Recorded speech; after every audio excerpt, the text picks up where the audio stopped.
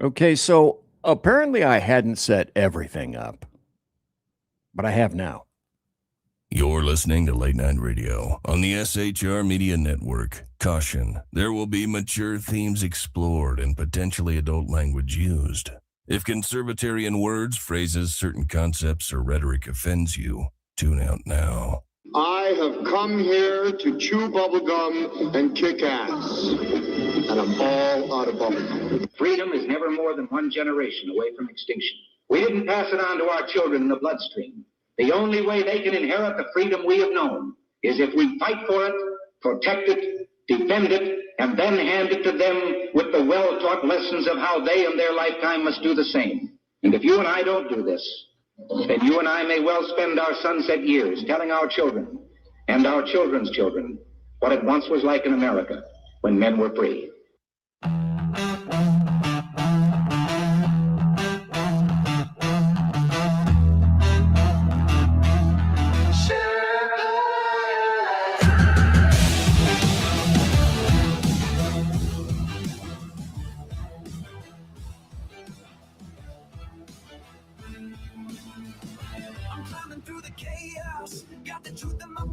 Leftist lies and globalists, I'm pushing them back. From the saloon to the airwaves, I'm spitting it raw. Constitution's my compass, liberty's law. Big guns creeping, shadows on the land. Feds with the schemes trying to bind up my hands. But I'm the Sherpa, guiding through the storm. Red, white, and blue, yeah, freedom's reborn. They spin their tails, but I see through the haze. Media maggots, lost in the maze. I'm calling it out, no fear in my soul. This patriot's fire ain't losing control. Conservative Sherpa leading the fight. Torch in the dark, burning bright in the night. Stand for the truth, won't bow to the game. Sherpas, come and remember my name. Sherpas rising.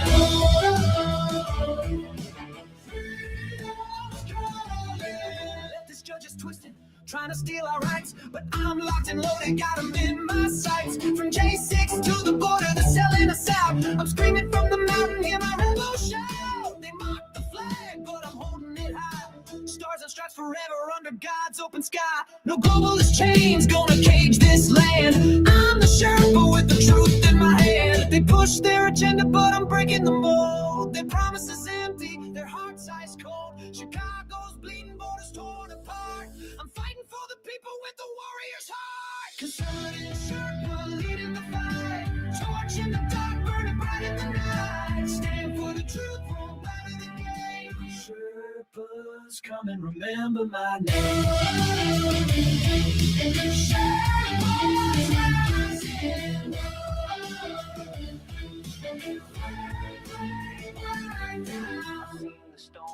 I've walked the line, 41 years, badge on the grind, now I'm on the air. My voice like a blade, cutting through the lies that the traitors made. Hurricanes rage, but we're standing tall. Sheriffs of the Constitution answering the call. From the saloon to the heart of the fray, we're taking back America, no more delay. Conservative Sherpa leading the fight. Torch in the dark, burning bright in the night. Stand for the truth, won't bow to the game.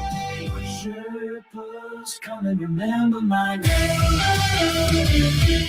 Sherpas rising.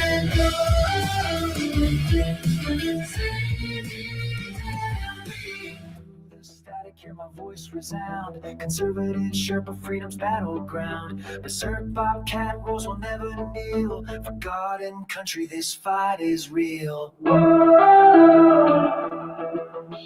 Folks, my name is Indigo Matoya. There's a busy saloon tonight, this very night.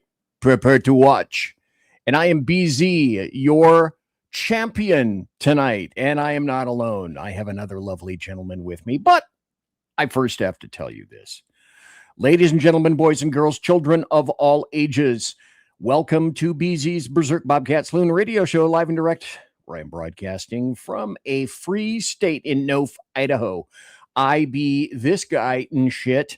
I am your conservative Sherpa, guiding you through the maelstrom of Demorat, Leftist, and Globalist lies, chaos, deceit, betrayal, and tyranny. And Please remember, just like normal, what you're about to hear for the next 2 hours or so consists of my opinion and my opinion only, and those of my guestesses. And yes, I have a guestesses tonight.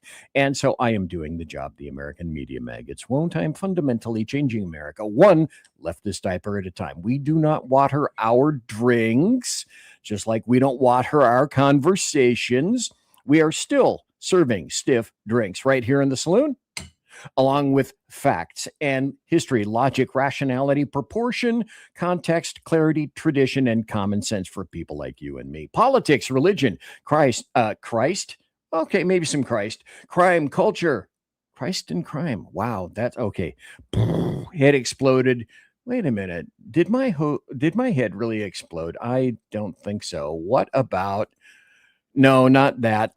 And politics, religion, crime, culture, economics, race, sex, science, law. We talk about it all right here in this saloon where the speech is free, but the booze is not. And I'm broadcasting from an actual media studio. I'm all over God's podcast land. I'm on Facebook Live and KLRN.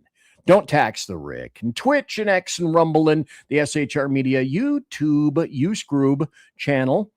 And later on in Apple Podcasts and Spreaker and a whole bunch of other places like that there. And our chat room has changed.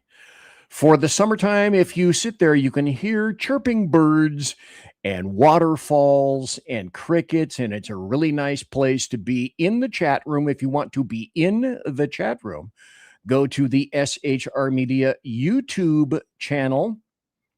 And then go into the chat. You can be there with a whole host of other really cool Erebus kids. And as I said before, don't tax the Rick. And thanks to him for co-broadcasting the show. He is simulcasting the show tonight. Always grandly appreciated, Rick Robinson from KLRN. Tonight's show is something like this. Now, every once in a while, StreamYard does some crazy crap. Like, if I change from this to this to this, okay, fine, make a liar out of me. Now it's not doing it. It was going ding just for a second. And for those of you just tuned in, ding just for a second. Wow, slow down, BZ. Are you on coffee? No, I'm just on my meds.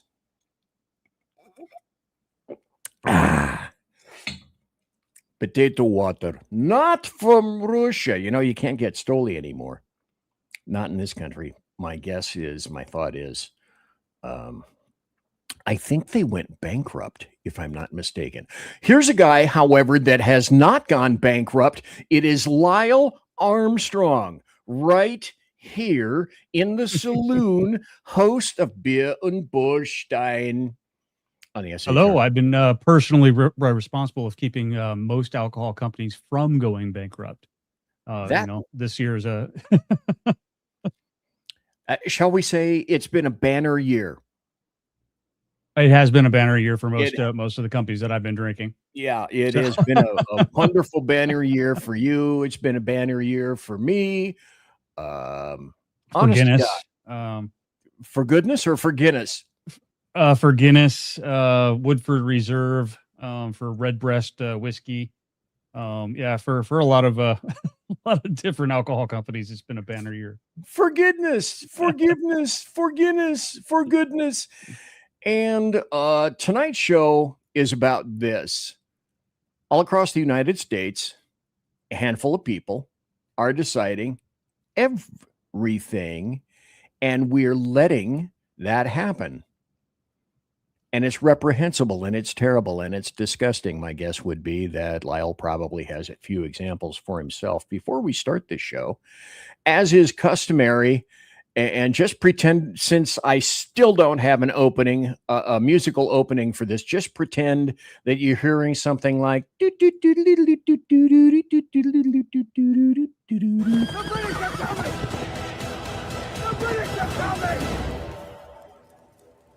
This is the way it really happened, kids.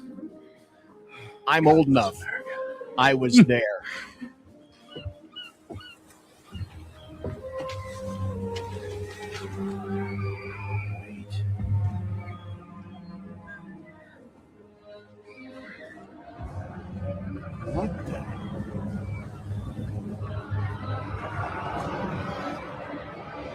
It's the British! The British are coming! The British are coming!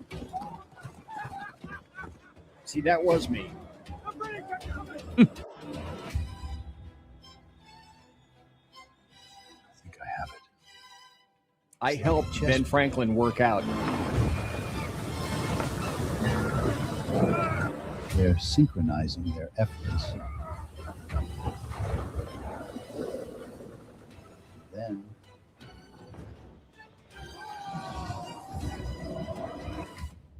checkmate.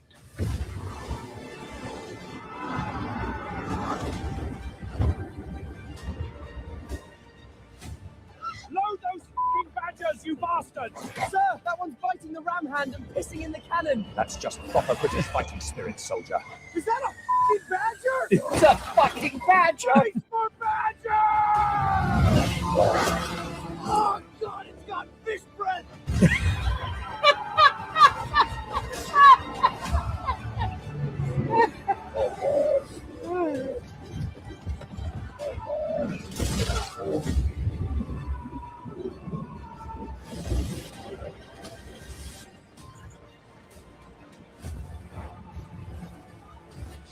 Tell me you see what I see. Aye. And I think they like us. Baby. Tax. But then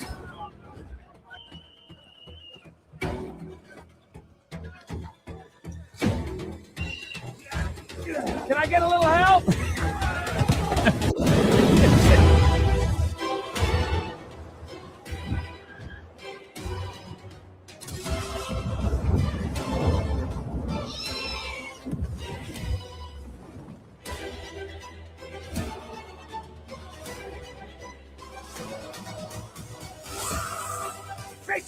Welcome to America. I've got a tea bag for you. 50 years ago, British landed on our shore. And we kept him on ice. Why wasn't I told about this? It's on a need-to-know basis.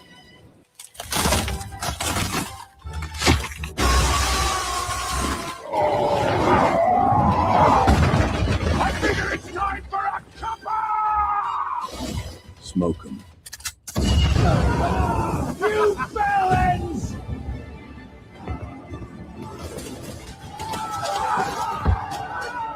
What are we gonna do?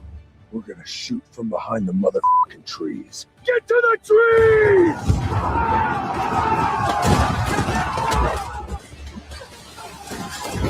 Get some, you wagon!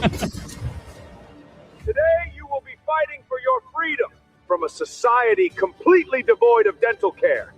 Today we celebrate our Independence Day! that's the truth. Get in, George. Let's go kill some Reds.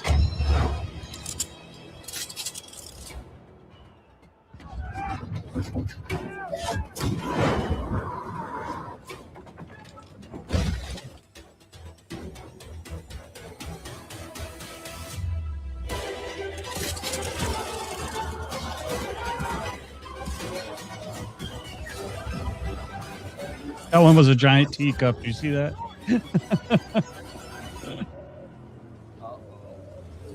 Lock and load, Benjamin. Locked and loaded.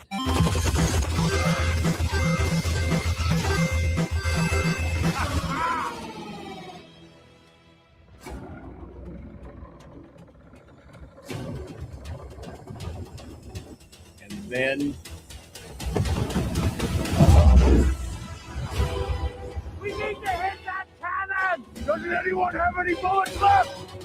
Bomber on the horizon! That's not a bomber. You British assholes! Up yours!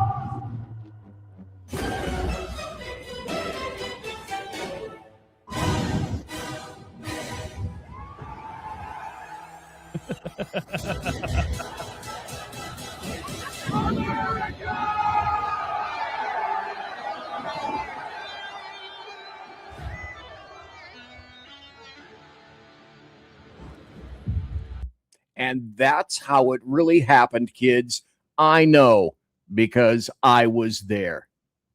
I mean, I have to be there. What I heard.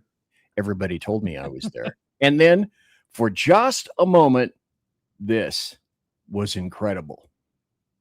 You ain't heard them people singing that. What's up, Facebook Live? We have G-Star Swain right here. So please, she's about to sing us a rendition of the Star Spangled Banner in the Lincoln Memorial. And listen to the acoustics in this. You said that I was going to do that. We're ready. Listen. I know. She's afraid. But look, watch God do it. You videotaping it? Video. She live right now on Facebook. Okay. Let's go. Come on. Let's go. You gotta do it loud. For everybody. I'm scared. I know. I'm getting everybody's attention. Don't you do that. No, don't do it. Let the music speak. Go ahead. And kids, y'all stay over there. Don't get in the way. Oh, say, can you see by the dawn's early light what so proudly we hailed at the twilight's last gleaming, whose broad stripes and bright stars through the perilous fight. Oh, the ramparts we watched were so gallantly streaming, and the rockets rang glare, the bombs bursting in air gave proof through the night that our flag was still there. Oh, send us the star-spangled banner yet wave. Oh, the land of the free and the home of the brave.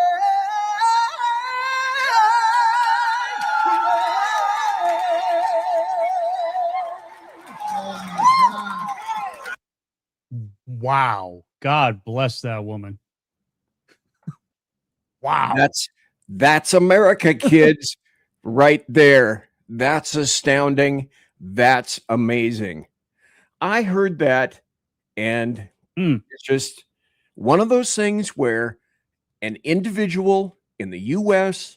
goes in, does that.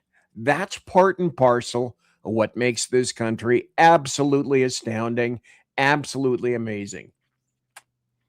Then I want to read this, because I swear to God, people, we're going to get to it. But as you know, I have all sorts of different tangents that I go off on from now till whenever. The story tonight is all across the U.S.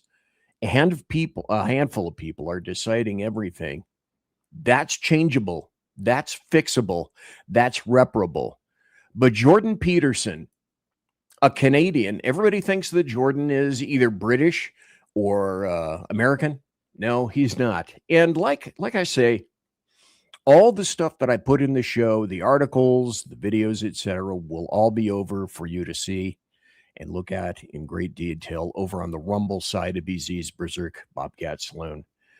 But Jordan Peterson said to the Americans, I've traveled all over the world. I've familiarized myself with many places, met many people, and I'm Canadian, although I'm privileged to reside once again in the States.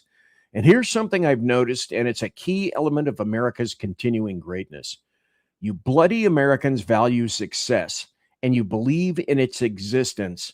This is something that doesn't really happen anywhere else in the world.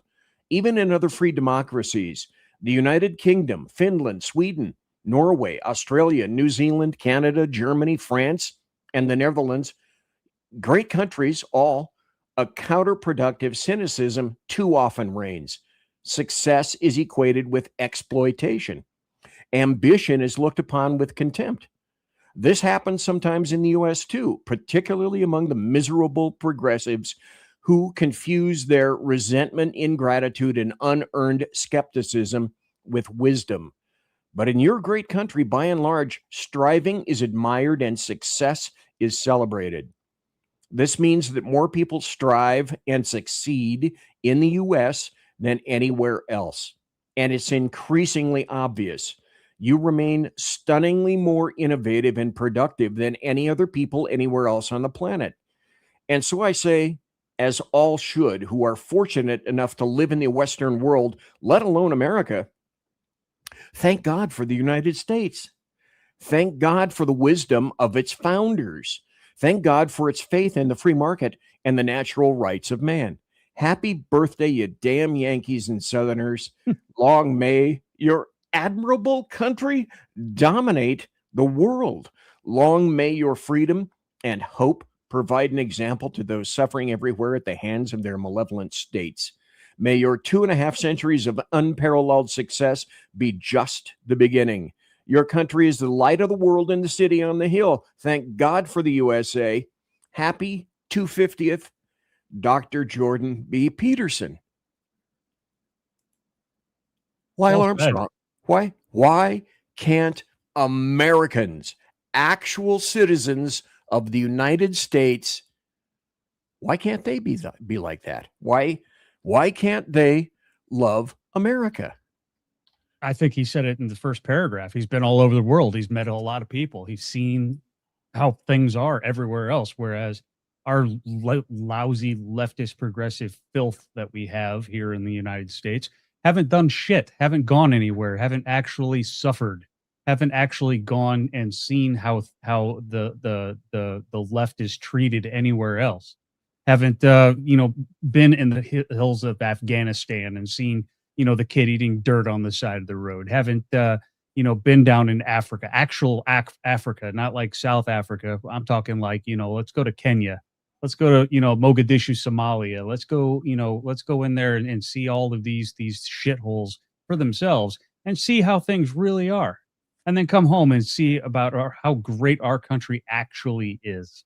And I think it really comes down to is ignorance, total ignorance to how the world actually is.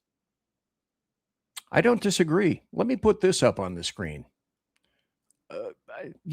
On one hand, you have to say, yes, I'm blown away. This is ridiculously shocking. And on the other hand, do you not see that this is nothing but a result of the inculcation and the propaganda instilled in our kids for decades, literally decades? I said myself decades ago in the 80s, I said more and more our schools are looking like prisons and our prisons are looking like schools. And it was the truth. And if you can't see it, if you're in, say, YouTube right now in the portrait vertical format, this is from the Cato Institute. It says, new poll, nearly half of Americans don't know what America's 250th is celebrating. How do we reconcile this? Do you doubt that? I don't. I don't doubt that. It says 86% are grateful to be American. 70% say founding principles remain relevant today. 57% say the U.S. has moved away from its founding principles. 56% worry the U.S. could lose its freedom over the next 50 years. That should be infinitely higher. 58% say no political party should be trusted with too much power. Overall, I can't necessarily massively disagree with a lot of that. But to go back to the original point of the article, half of Americans don't know what America's 250th is celebrating. Let me go back to chat over here. Mission Ready Men, good to see you in chat. Phantom, good to see you in chat. And Stanley, but this is interesting. This is an interesting observation. Our privileged youth need to visit third world countries and see how fortunate and free they have it here. Absolutely. Right. Go for a week. How bizarre. You know, it's just. And not live in the nice little areas. Go out and actually live like the locals. You know, go piss in a hole. You'll see how long that lasts. See how you like it, and then you yearn for indoor plumbing. Yeah. And then there's another story. This is what the kids are doing today. Let me put this up on the screen and listen in. Now, if you can see, and most of you can't, you will be able to see it when I put the link up in Rumble. This kid looks like he's maybe, I don't know, 10, working at a Starbucks.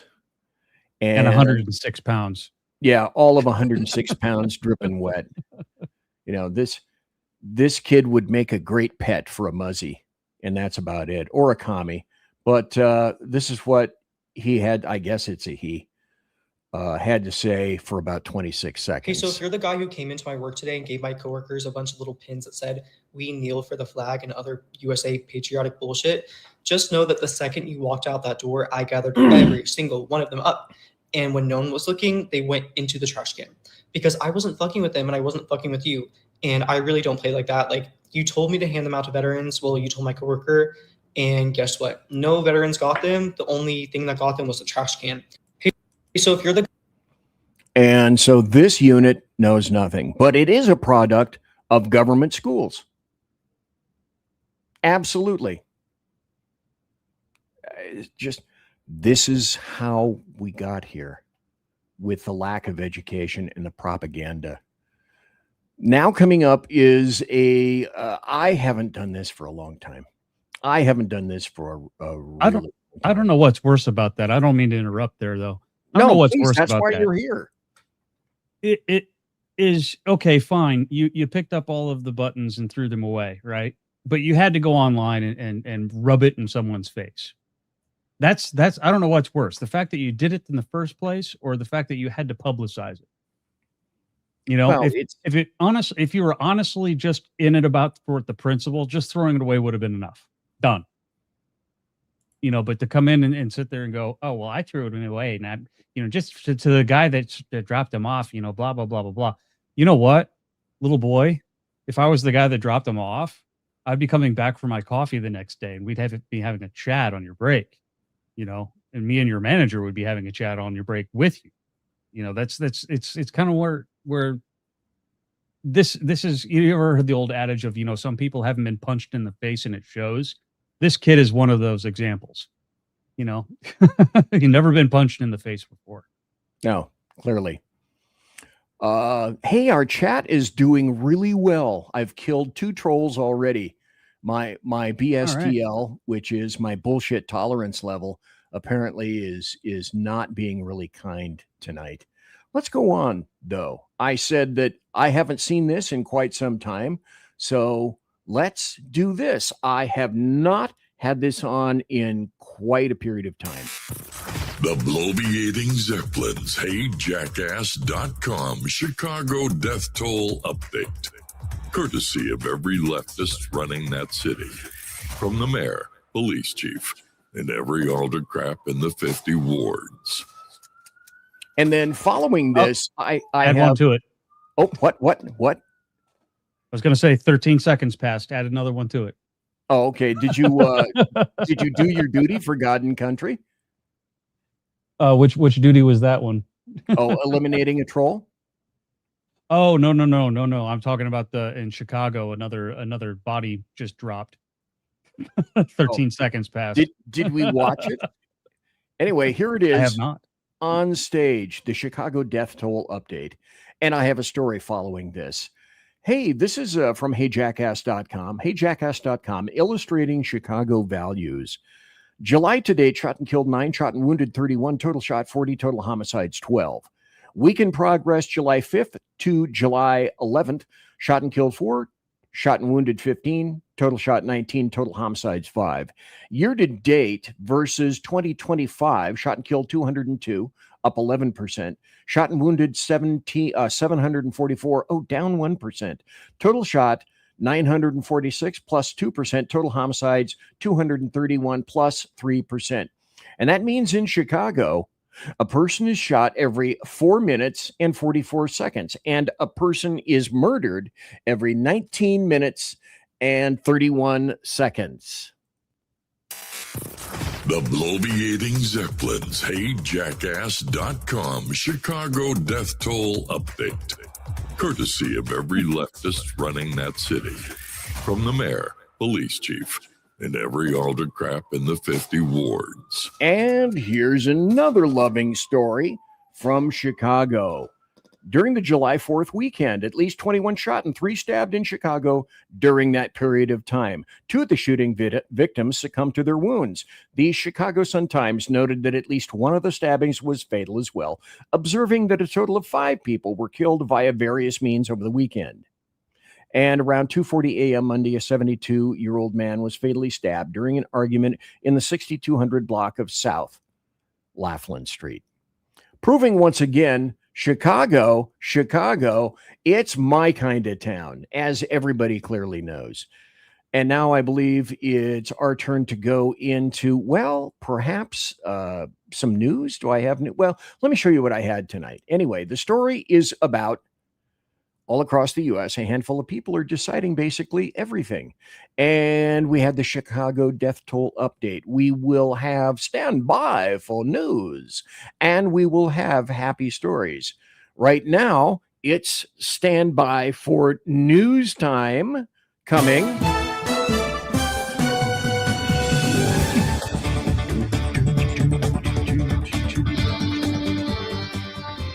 I know, rollicking, is it not?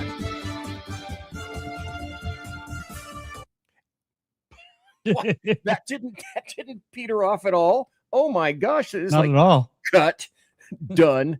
Anyway, an interesting story is Canada awards Germany a major submarine contract. Well, Germany, since Canada's not thrilled with Trump right now. Canada's not thrilled with the U.S. and they're much more interested in NATO. So Canada is buying a number of submarines from German shipbuilder ThyssenKrupp Marine Systems. And that's for up to a dozen submarines. Now, none of them are nukes, and they're all diesel electric, which means they're going to be very quiet submarines.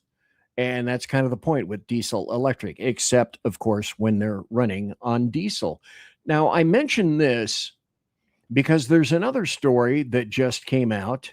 And it makes me wonder, okay, another BZ if-then equation. If that's true, if this is true, then how long is Canada going to be shaking hands with Germany? Because Germany is about to make a really advanced step. And it says, far right AFD reaffirms ambition to govern Germany. The AFD has strengthened its hardline leadership despite ongoing scrutiny from Germany's domestic intelligence agencies. Co-leader Alice Weidel says the far-right party is ready to govern after strong polling gains. I speak leftist, so I'll translate. What that means is if you're far-right in Deutschland, that you're not taking a positive, good look at all the illegal invaders that you have there sucking in their parasitic way off of Germany's taxpayers. So how long, I'm curious, how long will this contract with Canada be in effect? Will the Canadians look at that and go, oh, you know what? I think we need to go someplace else for our machines. I think they're going to get their machines and just forget the fact that Nazis built them, you know? So, you know, because if you want to know about the U-boat, the Nazis are the ones to go to, you know, yeah. Their U-boats wiped the ocean, Unterseebootencruisen in World War II. There's another story from CNBC. U.S. revokes Iran oil sales authorization after tanker attacks. So Scott Bessent said essentially that, you know what, Iran, your license that we've given you to sell your oil, I think we're revoking that because there were a series of attacks on tankers. And I guess theoretically this could go under this aegis, Epic Fury updates, but it's not necessarily Epic Fury, but it is a news story worth speaking about. You and I have spoken about this before. Oh, damn it, Jim.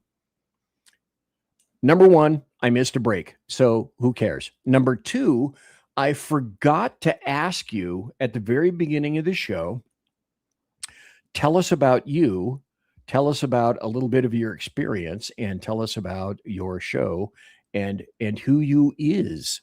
LYLE Armstrong, host of Beer und BULLSTEIN. Beer and BULLSTEIN is live at 7 p.m. and Fridays and Saturdays after my hiatus is over here. Hopefully this week. I am waiting for a medical device to come in, and that will be installed next Monday. So that is kind of a good, hopefully happy thing for me to be done. Other than that, I'm a 22-year combat vet, that did all of my time in explosive ordnance disposal.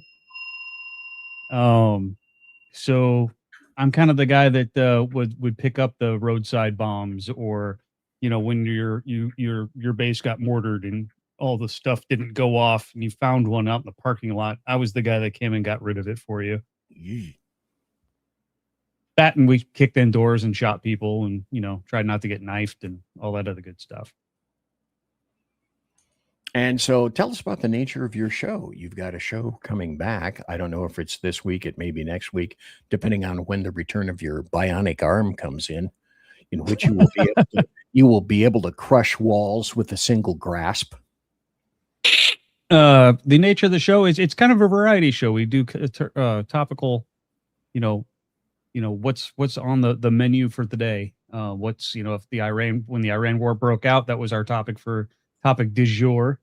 I do like to do a little bit of Second Amendment news from the every single show.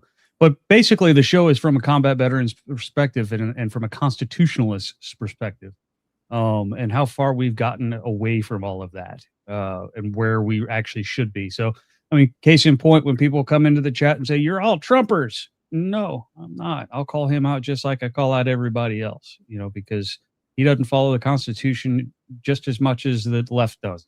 So it comes down to is I'll praise when they do good, and I'll berate when they do bad. So well, yeah, and the dealio is my BSTL is done. That's the third troll I've killed. And when you go immediately to ad hominem attacks on people that you don't know at all, then quite literally, I have no time for you. A, I don't quite know what you're doing here in the first place. B, I don't particularly care. And when you make attacks on individuals just because of politics, and you make it personal,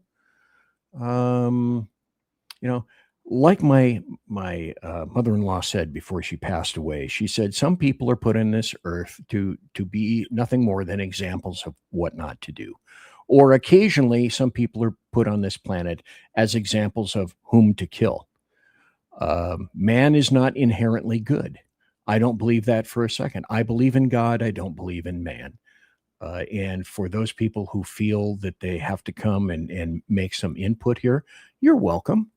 You're certainly welcome. But the microsecond an ad hominem attack comes to either myself or my guest, and you don't know us, it's very clear, then I simply have no time for you. Let's go to another story on the stage here. Comcast-owned Sky News was caught hounding Nigel Farage's daughter, run by the brother of a top Obama staffer. When Donald Trump called Comcast, he's making a very specific allegation about one of the most powerful media companies in the world. And the dealio is, it is politically biased, period, end of statement. Sky News, they call it like Sly News, owned by Comcast. So they recently said, oh, no. We are not hounding Reform UK leader Nigel Farage's daughter at her house before they were caught lying about that by CCTV footage. And the network has now admitted that its reporters had indeed approached the property.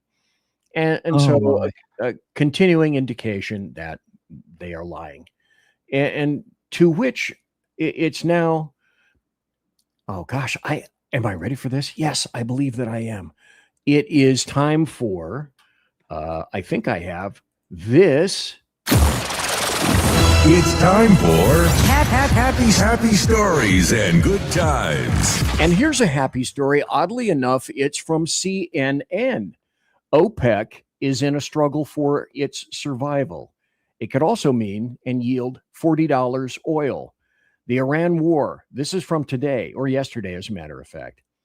The Iran war exposed a long simmering feud with the world's most powerful oil cartel, boiling over when it said that the biggest oil supply that has ever been in history exists. Now, OPEC, the biggest consortium of oil-producing nations, faces a fight for its very existence. I don't know how many people were around in the 70s, but OPEC decided that it was going to throttle oil around the planet. Mm-hmm. And then there were subsequent gas lines. You had odd days and even days for your car. And it wasn't necessarily because of a lack of oil. It was because OPEC didn't get its way, and OPEC wasn't getting the amount of dollars that it wanted for its barrels. The other happy story is this. Various vultures, parasites, are coming home to roost. And I'll show you the story in a second. This revolves around califailure. And so leftists have been saying for a long time, well, we need illegal invaders, etc., because who otherwise will pick our cotton? Who will harvest our grapes? And as I said any number of years ago, well, not illegal invaders and not Mexicans and not the unskilled third world shithole parasites. As I warned, what'll happen is automation will do it now, these days, powered by AI. So the conclusion that I've already reached, which no one will acknowledge, is the U.S. can no longer afford non-productive human invaders when our own people are being eliminated by AI. 80%, for example, of the Somalis entering Somali-loving states immediately went on welfare, and they too are non-productive units. And here's the story. The future of Napa Valley is that it's going to spark some kind of a bloodbath. Now, you got to remember, califailure is the state that said that, well, we have to have a $25 per hour minimum wage. Mm-hmm. And so now it should come as no surprise that because of that, because humans are expensive and government kept pushing up minimum wage, it didn't have anything to do with the value of the work or the training of the individual. Now, autonomous crop managing inventions that are pushed by, this is no shock, big agricultural tech companies, and it's probably going to end up spelling doom, like the headline says, in Northern California's wine country. So, stop for a minute, folks. If there's one thing that leftists and Demorats and anarchists, commies, socialists don't understand, is the common one, Mark 1, Model 1, logical extension, which is if you make a thing, if you declare a decree of some sort, did you give a thought to anything that might occur downstream of that edict? And the answer is predominantly, well, no. And so what you've decided to do, because if you look at the story, okay, here's the country in which it's looking, by the way, California, of course, califailure is in a drought. And so a lot of the wine country in Napa is already stressed. And Hopland Research Center's 5,358 acres of rugged Northern California Coast Range landscape is now being used as test beds for these experiments. And it should come as no shock that these things are occurring. What other alternative, folks, did you give farmers? I went back to Califailure in 2024. And in the process of doing that, we went back to get some rescue dogs in California that were only there. And I hate California. I won't be going back, but I went back to rescue these 2 dogs. And we brought them back. And as we're traversing Highway 99, for those of you who don't know, Highway 99 is a north-south route, basically in the middle of Califailure. And all around it, it's not a super freeway like I-5. It has many, many farm towns in the midst of it. And that's where we picked up one of the dogs, as a matter of fact, was from a rural farm just off 99. But because water had been diverted from farmers to fish, farmers lost hundreds and hundreds and hundreds of acres of trees. And as we went up north, up 99, to try to get back onto I-5 and then go back to Idaho, where we originated, all we saw were acres and acres and acres of trees that were yanked up by farmers that were starved for water because their apportionment of water was removed. And so it's obviously critical to make sure that you screw some of America's finest soil in the Sacramento and the San Joaquin Valley, and also in the Napa Valley, when you irrigate. But when you cut off water, that also removes the ability of some of the finest farmland to produce. And the areas available for farmers are slim. In Elk Grove, for example, and I know I'm deviating a bit. In Elk Grove, which has some of the finest farmland in the Sacramento Valley, many, many hundreds of acres of that sold by farmers because they couldn't make it as individual farms anymore. They sold to solar companies. And some of the finest, darkest, most fertile, richest soil was converted to nothing more than support for solar farms. And so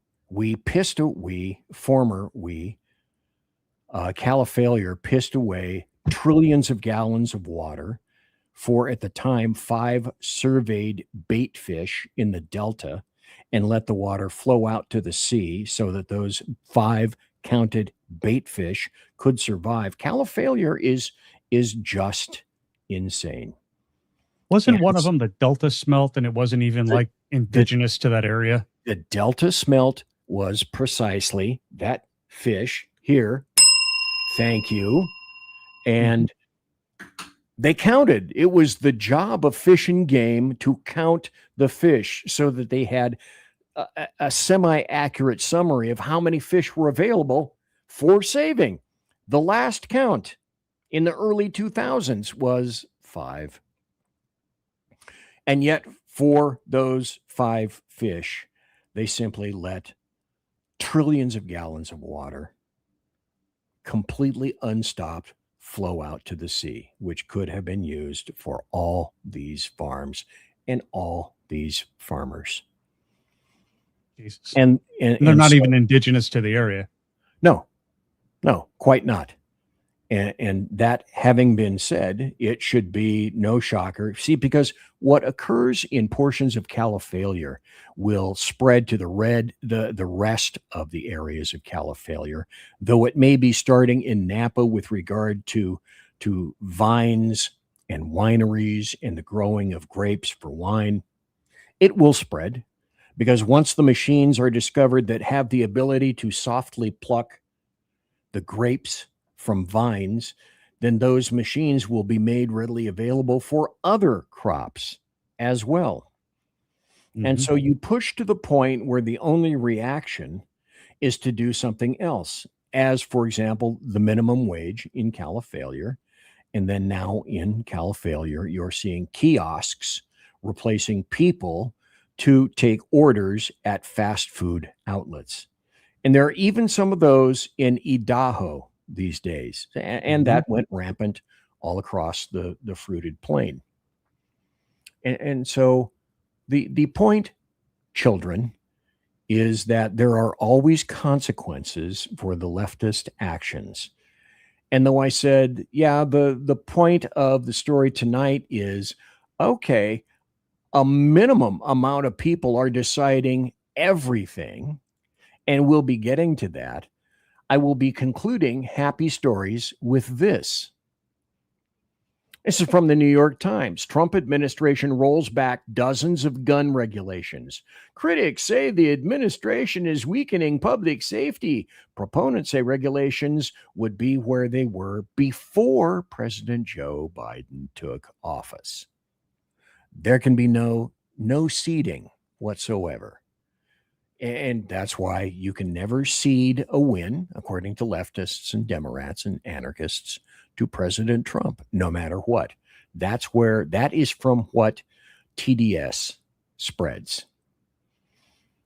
And no one should be shocked because of this. And I believe, if I'm not mistaken, Lyle Armstrong, you are a rather large proponent of the Second Amendment, because it's I am.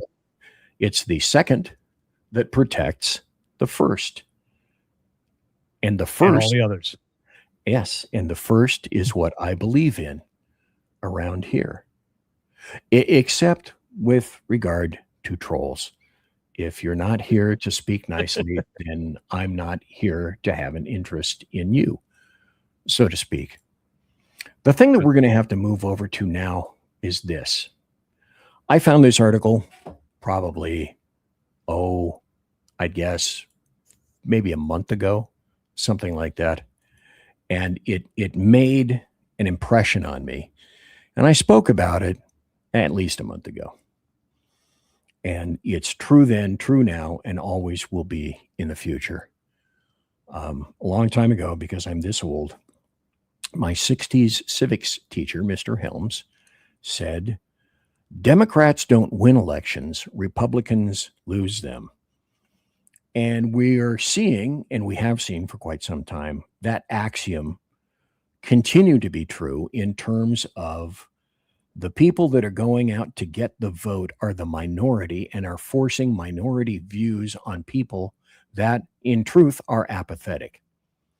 So, for example, I will use my state, Idaho, as an example of what I mean. And if you have any example, Lyle Armstrong, of what's happening in Massachusetts, please weigh in at any time. Mm-hmm.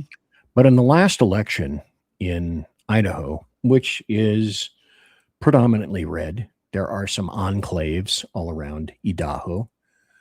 And they're kind of nuts because the rest of leftists are kind of nuts. Ranging up to completely full fucking nuts. And it's true anywhere. Folks, unless you're on a mountaintop or 300 miles away from any form of civilization, every state has already been infected. If you think your state, for example, is inviolate, and will not be interrupted. It is so red. I have confidence in it being red. That ship has sailed. That bird has flown. And so to say one of the biggest things that, because when I got here, I immediately started voting and discovered when there would be returns, for example, the last sheriff's election, and it wasn't a presidential election, given, these were June elections. And if it's not a big, huge presidential election, then not a lot of people show up.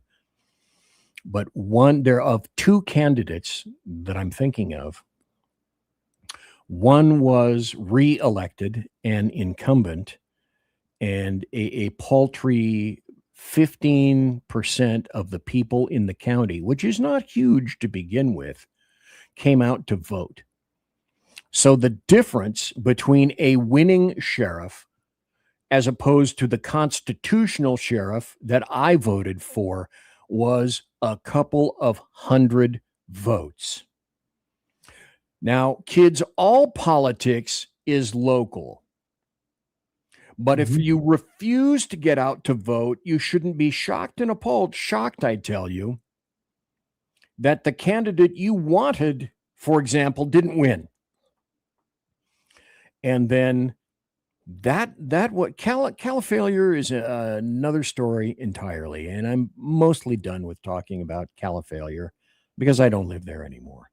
But Idaho is awfully, massively assumptive in terms of, well, I think what's occurring is, well, you know, we've always been red. We've always been pretty conservative. And that will continue. You don't necessarily need my vote to do that. And so, you know, it's over 70 degrees outside, so I'm not motivated to vote. Or maybe it's windy and I'm not motivated to vote. Or maybe it's snowing a little bit, or maybe there's some rain and I'm not motivated to vote. And so I feel sure that my candidates, they will be elected. And no, that's not how it works. That's not how it works at all. And I want to remind everybody with the break that tonight we're talking about, it's not just here. It's not just in Califailure. It's people electing commies and muzzies all across the United States. A handful of people are essentially deciding every damn thing for you. Conservative media done right. You're listening to the SHR Media Network. Mission log. Intrigue. I mean, let's face it, who's even counting anymore? The Lost Wanderer is officially off course, chasing rogue rocket launches, fringe science, and things that probably violate causality. If it burns fuel, bends time, or makes scientists very uncomfortable, yeah, I'm probably going to talk about it. Every other Sunday on KLRN Radio, The Lost Wanderer, because space doesn't come with a roadmap, and honestly, I wouldn't follow if it did. Hello, I'm Matt, a student at Hillsdale College. Here is Hillsdale President Larry Arnn on the continuing relevance of the Constitution. Many argue today that the Constitution is outdated because it addresses problems peculiar to the 18th century. Some parts of the Constitution do read rather quaintly. Consider the injunction against titles of nobility in Article 1, Section 9 of the Constitution. But is that so outdated? The purpose of the injunction is to prevent the government granting special privileges to some for partisan reasons. This strikes at the heart of the rule of law. The crony capitalism so common today is a place where the government bestows favors and tax dollars on some businesses to give them a leg up over others. This is exactly the kind of thing the Constitution was meant to prohibit. The Constitution is not so outdated after all. This Constitution Minute was brought to you by Hillsdale College. To join the national conversation on the Constitution, go to constitutionminute.com. Hey fellas, are you mission ready? You need to check out Mission Ready Men via Earl Big E Jackson on Tuesdays and Thursdays, 9 a.m. Pacific, 11 a.m. Central, and noon Eastern. It's a show that equips you to navigate our society's challenges from a biblical perspective with courage and conviction. Tune into Mission Ready Men as we examine our culture through the prism of biblical truths, teachings, and how to apply them in our daily lives. Prepare to step up, stand out, and step into your role as a man as ordained by God. That's Mission Ready Men, hosted by Earl Jackson on the SHR Media Network. And get mission ready. Want to make an immediate difference in the life of a critically ill child? You have the ability to do that right now. Make a donation to Dream Makers for Life, the organization that restores dreams to seriously ill children and their families. you can sponsor a dream pack for a child, which contains a clear PVC backpack, a dry erase board adventure coloring book, a journal, and dry erase markers to inspire a critically ill child to envision a future adventure and hope. Want to become a dream maker for life yourself? Go to dreamforlife.org. That's dreamforlife.org. Help a child. Help a family. There is always hope. You're listening to the SHR Media Network. And folks, I am back. I am BZ. It is the second hour of the show. I am here tonight with the gentleman you've known for all these years, LYLE Armstrong. And thanks to him for being here tonight.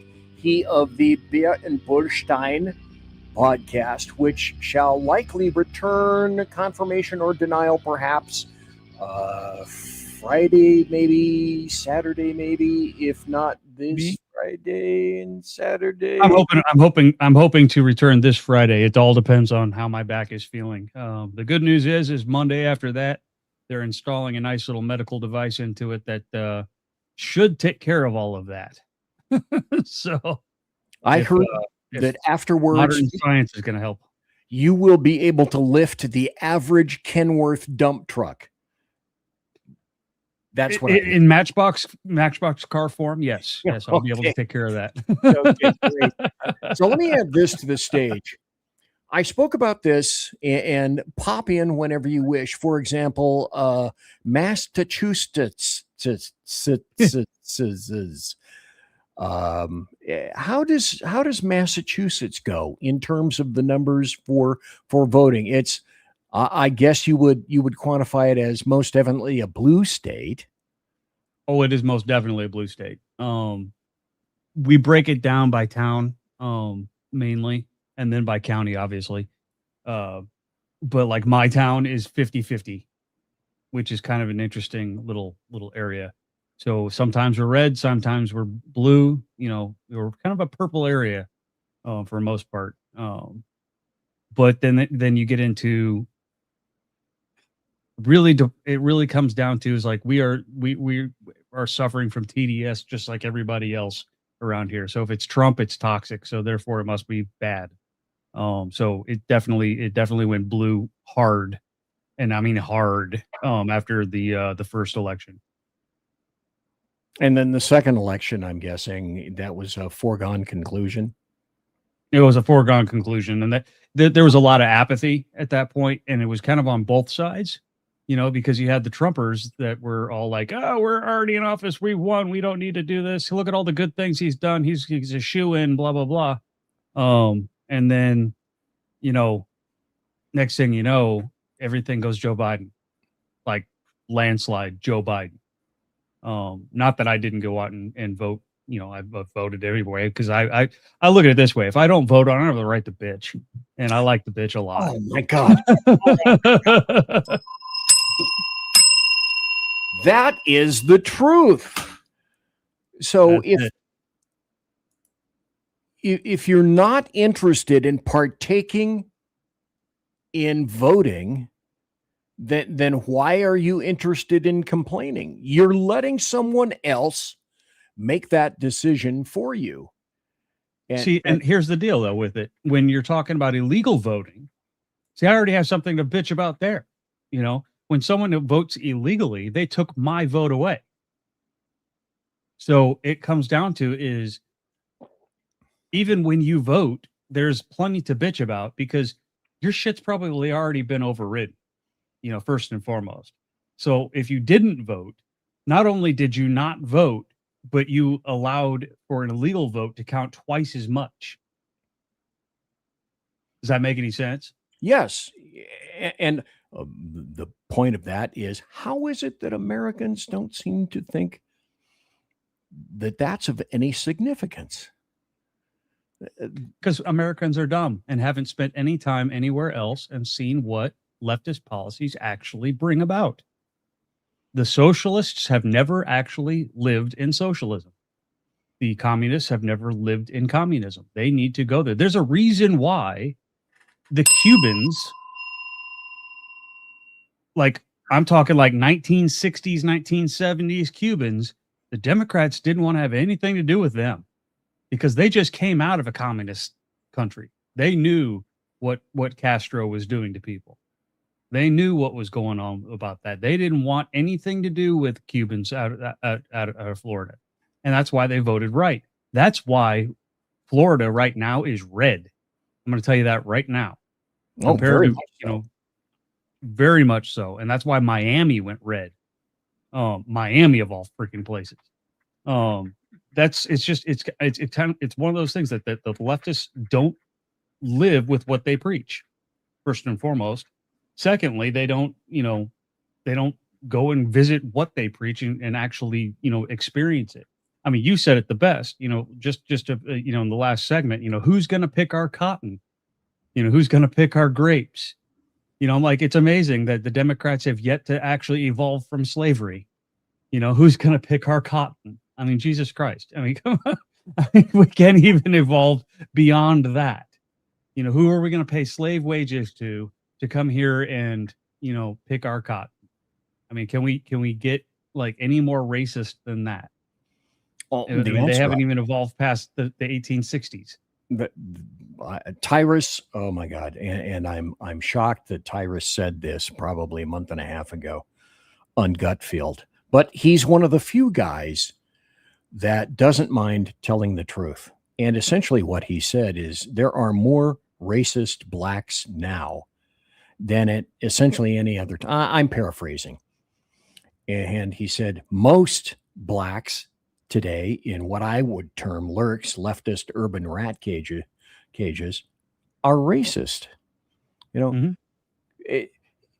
That he would say the obvious indicates to me that that particular story has gotten so bad, so out of hand, that people even have to look at that they have to even focus on that. Let me go back to the article that I was talking about and making reference. And it's the power of one vote. That's essentially what the show is about tonight. So few people are making decisions for everyone because people think my vote doesn't count. And I'm here tonight, folks, to tell you that's absolutely wrong. And it's with that kind of an attitude that you cede your freedoms and your liberties away. You're giving them away to people that don't deserve them. The power of one vote. And what it says is, if you just look at a bunch of federal and state and local elections, and you start looking at the numbers, what you begin to realize is people are winning with remarkably few votes. And those people who actually exercise their votational power can make all the difference in the world. And when you say, oh, my vote doesn't count more than at any other time, oh, yeah, your vote counts. Because elections are being won by the slimmest of margins. I mean, going back to Bush and Gore, and then they're going to be legislated from now until forever, because it's like if it's Hugh Hewitt wrote a book years ago, and it's called If It's Not Close, They Can't Win. And so the closest, and what that means is close votes allow Demorats and leftists to cheat on epic scales. And then we are such pusillanimous invertebrates that we have decided collectively, well, I will receive a label if I say something similar to that. And obviously, look at me. I couldn't care less about labels. But elections, they're determining everything, but mostly your freedoms, your liberties, your rights, and whether or not they will be pissed away. Because freedoms, liberties, rights, your amendments, once pissed away, that creates a trend. And there are many things that are trending these days. But wake up, please, folks, and when I say folks, I mean predominantly independents, conservatives, even Republicans, Libertarians. I'm a little L libertarian. I'm not a big L libertarian because I don't believe in hot and cold running drugs, and I don't believe in open borders. But privacy, minimal government, security, oh my God. Oh yeah. I'm all over that stuff. That's why I went to Freedom Fest 3 times. Freedom Fest was, it may still be in Las Vegas. Went to that a number of times. And it's for libertarians. And you listen to people speak, and then you begin to understand and see how we try to grasp something, and we just let all of these freedoms slide and fall through our fingers. So this will be, again, up in the Rumble side of the BZ's Berserk Bobcat Saloon radio show. So you can go read it at your leisure and look at this article in detail. But what it's saying essentially is, at no other time have such a few number of votes made such an incredible difference in our voting history, which is why fraud that occurs is corruptive just in and of itself, but even worse in terms of the numbers. Okay, the GOP is already operating at a loss. And that's what I mean by, I learned Democrats don't win elections, Republicans lose them. And so the Republicans' biggest weakness is really straightforward. Okay, if we get the majority, then we become, paralyzed by the fear of, we're going to lose it. So we must be loved, but we can't be we can't go too much. We can't really begin to wield our power. Okay, so we run on, we're going to secure the border, and we're going to fix the affordability crisis, and we're going to restore law and order. And yeah, sometimes that gets done, and sometimes that doesn't. And then Republicans get to DC after you elected them, and they all of a sudden their balls shrivel or fall off, and they decide, well, I guess we'll have to enact the most moderate policies that we can get some people to accept. And when we do this, we're going to negotiate behind closed doors, so the rest of the Republicans can't necessarily see what's going on. And what they'll do is they'll strip out the provisions that they promised us, which yields, a 500-page bill, or that massive bill that Pelosi loved that, you don't need to read it, just Obamacare. Believe in us. We have only your mind in mind these days. And basically they say, take this bill or fuck right off. There is no middle point on that. Okay. Or sometimes take this bill and fuck right off. Yeah. So almost off the bat, invariably, the voters who sent them there get their ass betrayed. Almost right off the bat. And so, again, I should put this up if I was thinking about it. I got 5 ways to stop this crap. And one of them is stop the behind the closed door deals, okay? Let members vote on what Americans actually want by overwhelming numbers. I mean, you're talking about the SAVE Act and requiring ID to vote is, depending on whose numbers you believe in, 80 to 85% dealio, and 15 to 20% saying, no, ID is too over the top. And if you can't get the Republican Party, and we can't, to coalesce about an 85 percentile issue these days, what can we do? Congressional stock trading should have been banned decades ago. Voter ID should have been mandatory decades ago. They have, Califailure is a majority. Oh, no, wait, no, BZ. Califailure is a super majority. These are super majority issues right now. And so if the GOP sitting on they've got the triumvirate right now, got the Oval Office, got the House, got the Congress. Oh, but we don't have the numbers. Well, then why are we fighting? Okay, if we don't secure the border, if we don't get voter ID,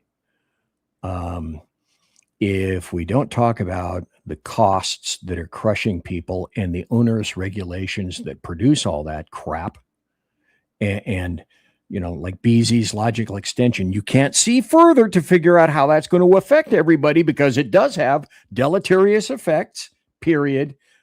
We're going to lose this majority. The GOP / conservatives are already at, they're lower than whale slime. Okay. They're starting in the Mariana Trench. I like to call them the Republican wing of the Democrat Party. That's essentially true. I can't think it's like this. Oh, there you go. Yeah. Different sides, same goals. And then same animal.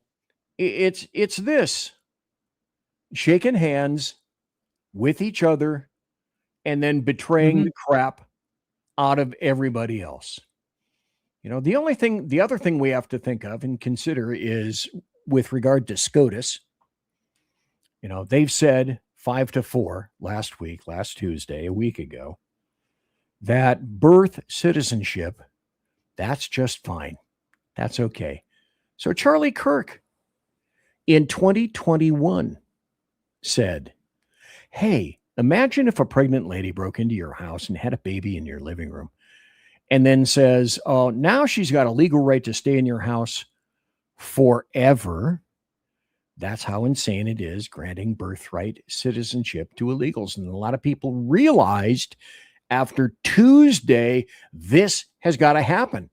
You see a pregnant foreigner, contact ICE right now because the future of our country is critical and depends on it. You either deport them or they will birth citizens. And birther tourism is a thingio. It is here. Like I said, they're going to call you a fascist anyway. Deport everybody. H-1Bs, got to go. Travel bans, all of it. Start now. And this is from Brandon Strzok. Okay. Brandon Strzok, I had on my show 5 times. He's way bigger than I am now. I can't get him on the damn show. But even he's gay as hell, which truly doesn't mean a thing, except he sees as a conservative that that's the only way to go. Right now. And again, let's do it. All these people, these minimal amounts of people, numerically, they're not superior. They're just the people that show up. And logically and predictably, they show up. Here's another example, okay? So all these Nepo babies and this chick, Mina Farahmand or whatever the fuck, it doesn't make any difference. So she demanded a $32 an hour livable wage, is a socialist. But she comes from Imagine that. great money. Okay. So she helped Zohran Mamdani, the lying, Takia-loving commie Muslim, who is New York's mayor. She helped elect him. And this chick is the daughter of a big prominent surgeon. And she grew up in a big old hanging 6-bedroom, 4.5 bath home on 30 acres in Colville, Washington. Hey, just like I grew up. And hey, just like I'm sure you grew up as well. I'm sure you were born with a silver spoon in your hand, not knowing any of this stuff. Not knowing anything about history, not caring, is how you get this kind of crap. And then you get people like this. It's kind of a long video. I may play the whole thing. I don't know. Let's listen. By the way, if you guys haven't seen or watched any of Anton Daniels' clips, you're missing some great stuff. Anton Daniels right there. Really super guy. Smart as a whip. Go. Or how I look. You want to know some fucked up shit? I just got fired. And he literally told me, he goes, it's not like you, it's not even because you did anything wrong. It's not because you're not a hard worker. It's not because you don't show up. He literally fired me because no one else that works here likes me. Sounds like a them problem because I don't talk to them. Bro, are you kidding me? I already lost child Now, support. if she's calling people bro in a video, I wonder if she talks to her boss like that. My guess would be at first blush, probably.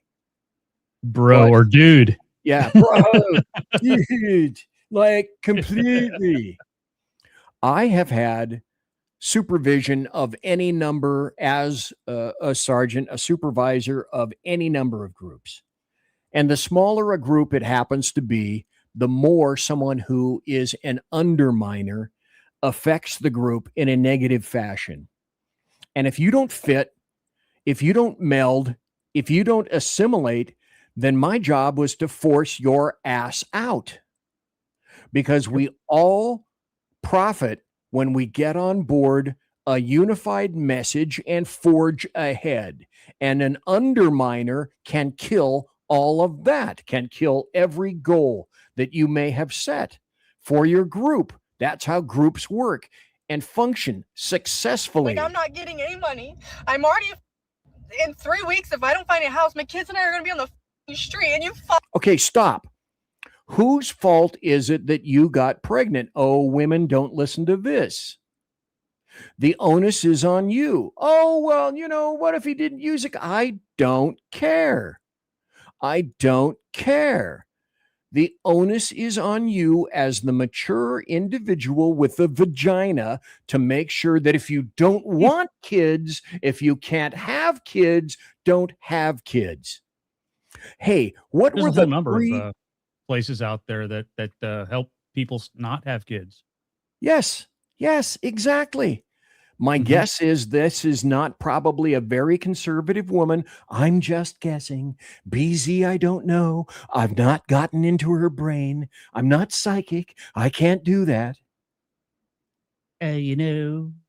But I'm guessing that likely this unit also has a lot of collegiate debt. You know, I'm going to do a show someday in which the only way I succeeded, and I'm not brilliant by any means, but I'm old as hell. I'm relatively rich, not in liquidity, but in my investments. I've done very well because I scrimped and saved for years, knowing that I would be an ancient fuck someday, absent the cargo door from a 747 crushing my soul in a parking lot somewhere, falling on me. And so I had to make a series of good decisions and do without a lot of stuff in order to be comfortable in the years where I am right now. He knows this, and he fired me because no one likes me. And I was already depressed. I'm already on watch, guys. Okay, what do we know? It's already been proven, and I went back and I can put the story up in Rumble if you're interested. A full third of leftist white women are on psychotropic medications right now because they're so incredibly, remarkably disturbed and unhappy. And that's a massive statement.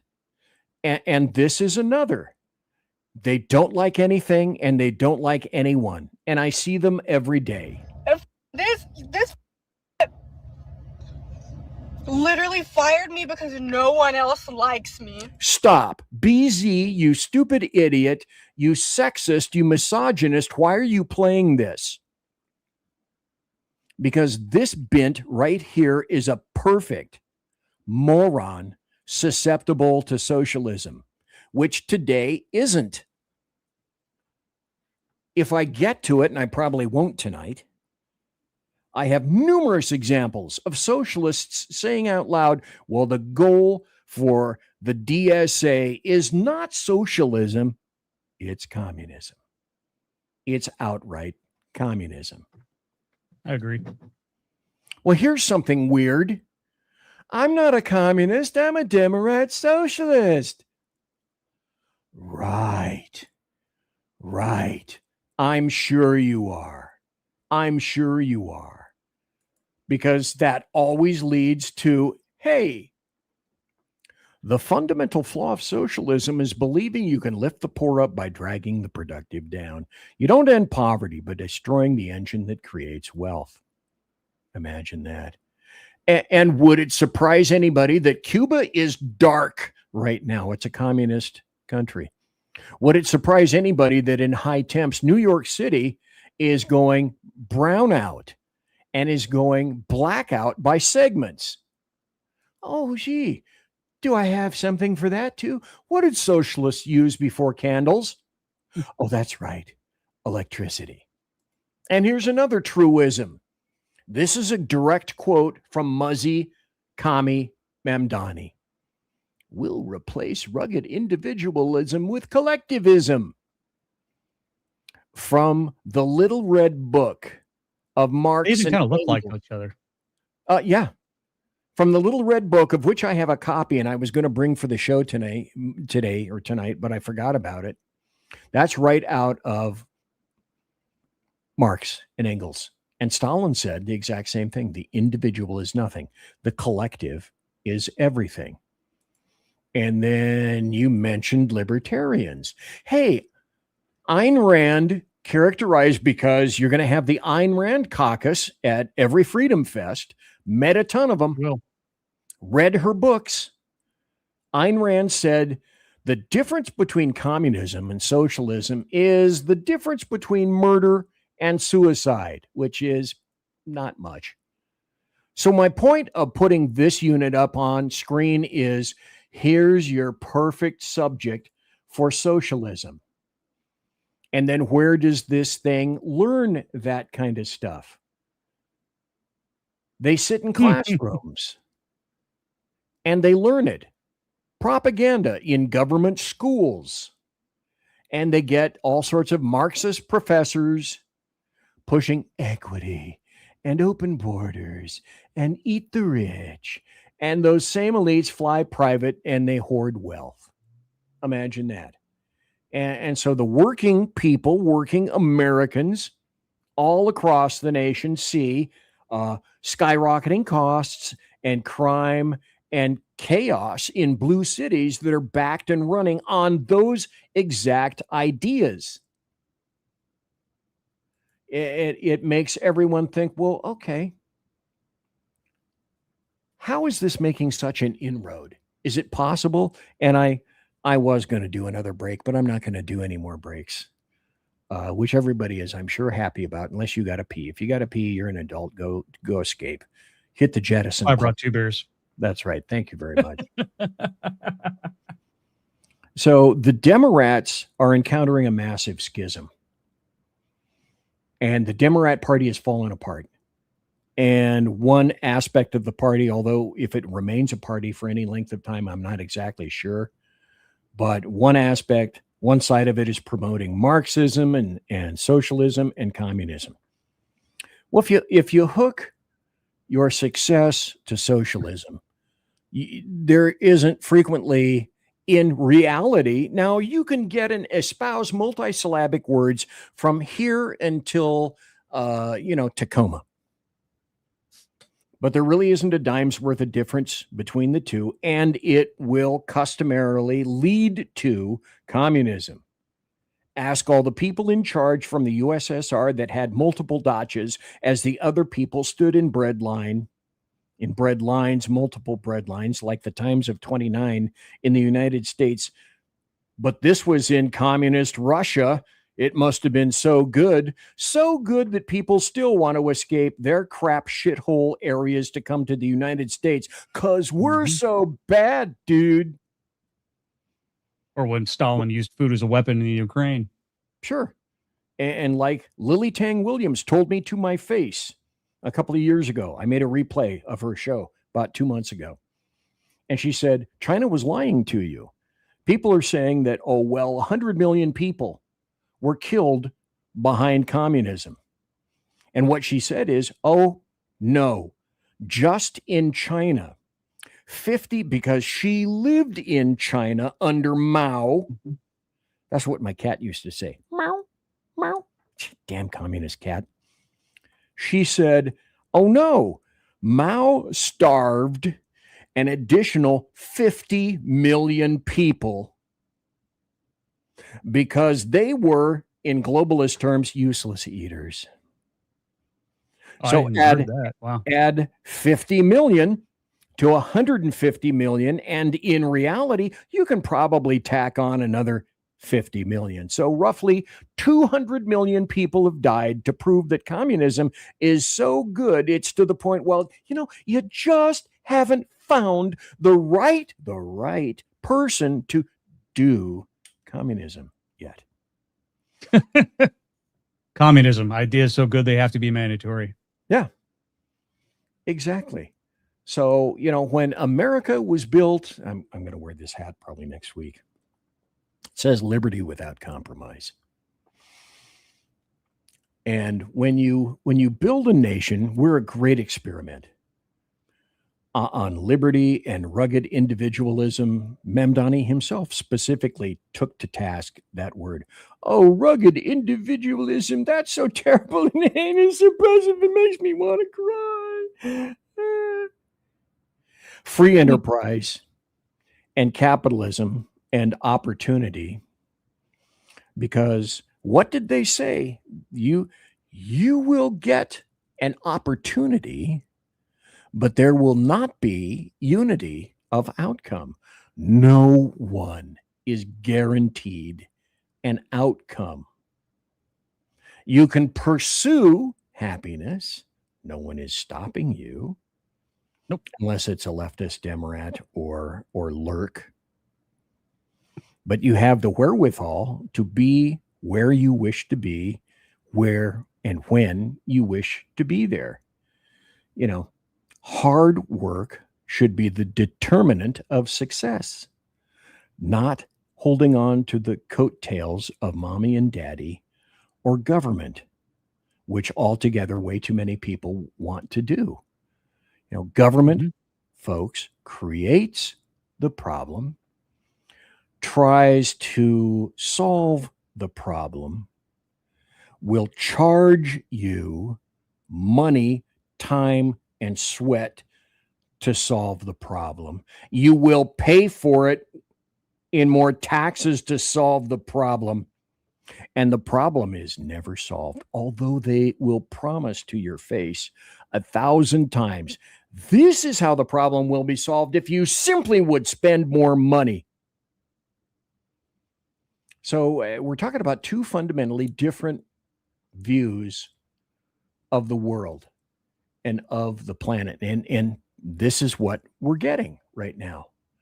Two major swing states are up for grabs. Well, this started under Muzzy Mamdani in New York City.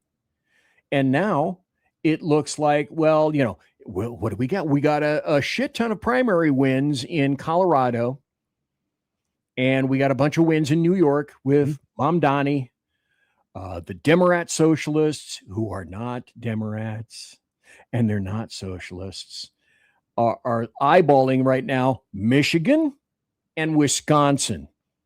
Those are the two states that they want to peel back next. And you've got muzzies running for this crap, and communists and muzzies got to get out. They are not in keeping with Gaia's or God's great plan in the freedom of the United States of America. And so this is coming. It's right around the bend. Gosh, BZ, why? Because you're not getting your asses out to vote. And all across the United States, just a handful of people are deciding everything for you. And apparently, at some point, you're going, well, but there's a great TV show coming up. Or, you know, I can watch gophers groom themselves for ASMR. Or it doesn't matter. It matters. All politics is local, and that's basically where it all starts. Exactly. No, I was just talking about like some of the excuses that I've heard over the years. It doesn't matter. It's always already been, it's already been decided, or, you know, the new ones now, it's already, you know, it's all fake, you know, it's always rigged. It's this, it's that. Now, don't get me wrong. I think there's a whole bunch of cheating going on.